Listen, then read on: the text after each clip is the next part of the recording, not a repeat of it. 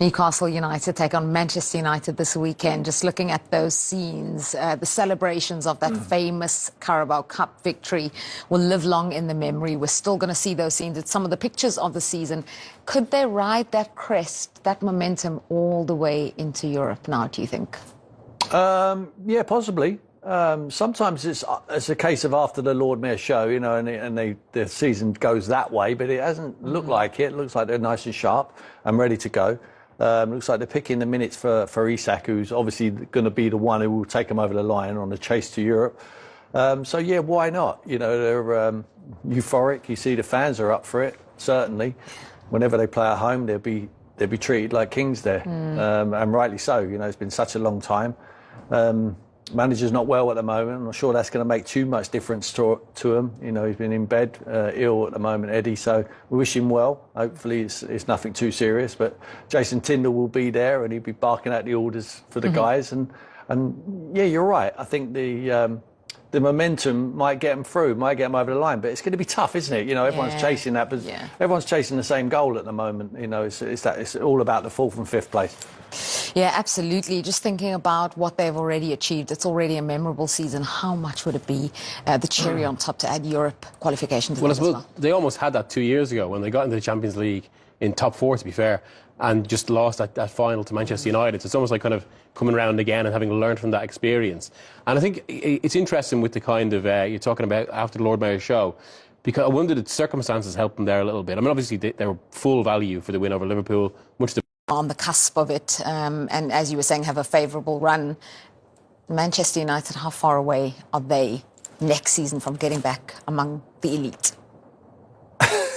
How far away? I mean, at the moment, you'd say an absolute country mile. I'm not sure that anyone at that football club has been improved by Ruben Amorim. I'm surprised by that. I think he will have an opportunity to strengthen in the window. I'm not sure how much money is available to him. Forget trying to sell players to try and generate some cash, because I'm not sure anyone's going to buy their players for too much money, because they've shown nothing this season. There's only one man really, and it's Bruno Fernandes, and I think he's taken them so far. There is an opportunity, obviously, for them to win Europa League. You know, they're one of the favourites to be able to do it. They got a 2-2 the other night. I think they're capable of winning it. As every other team in that competition is capable of winning it. You know, it really is heads or tails who goes through and who nicks that Champions League spot. There's 5 margins. You know, if they was to do that, to win the Europa League and qualify for the Champions League, it'd be a magnificent achievement for them against all odds, because he admits himself, Ruben, when he talks to the media, he doesn't try and pull the wool over anyone's eyes. He's very candid, he's very honest with his appraisal of his side, and he's probably more critical than any of us when he talks about his own team, and he's absolutely spot on. They're not good enough at the moment and they need a lot of surgery.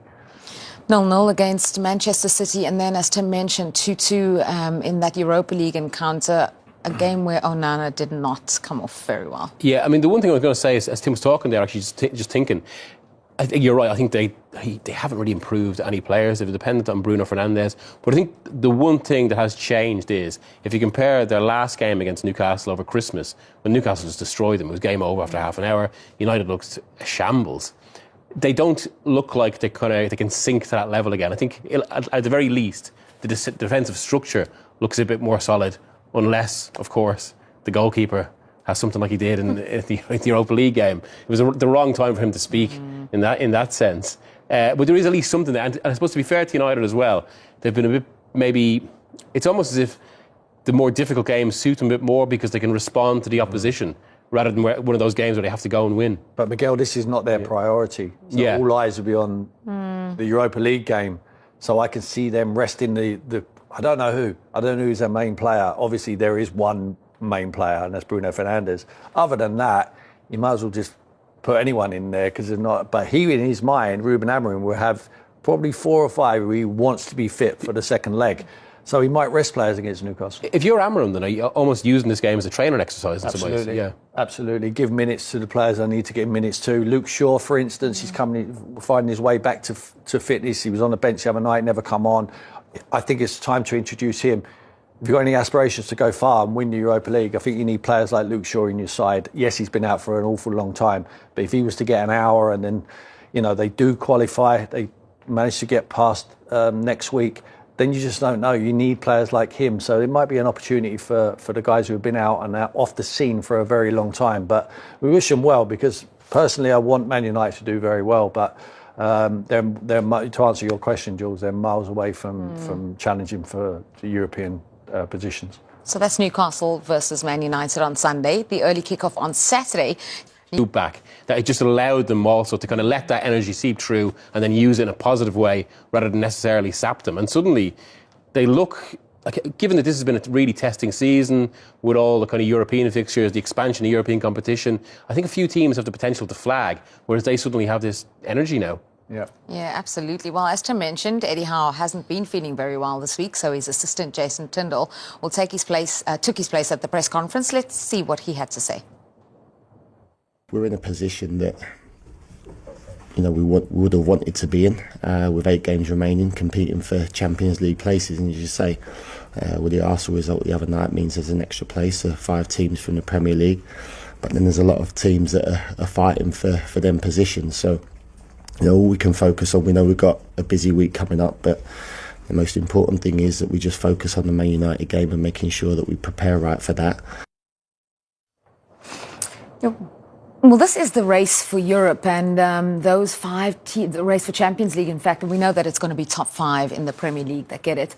Just looking at this graphic now and where everyone kind of stands, 3rd, 4th, 5th, 6th and 7th, what Newcastle do have is a game in hand against Crystal Palace, which is what Jason was mentioning when he said we have a busy midweek as well. And if they do that, they'd leapfrog Chelsea.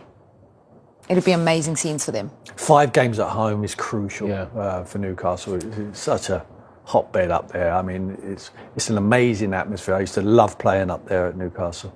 So that will give them the advantage. But it's so difficult to handpick the wins. I look at Forest's run there. I think it looks very, very difficult for me. Look, they've got Leicester, and everyone will beat Leicester.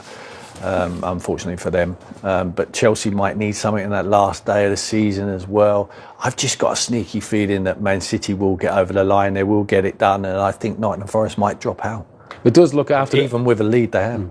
After the Villa game, that City's run is quite forgiving, and they've got the cup, which actually might help them in the same way it could help Newcastle. Newcastle's run, I think, in terms of the pure names they're facing, does look the most difficult. But again, we come back to that issue, kind of the emotion they've got, the fact there's so many home games. And suddenly Forest as well are in a situation where they could well get distracted by their own cup run amid what is an awkward set of fixtures. Is that their advantage, that Newcastle have done their cup business now and they don't have anything else to focus on besides this? This is it, exactly, and they play from week to week. I think they potentially maybe the most difficult run in. Chelsea's isn't actually that great either. But they're in a different circumstance to the rest.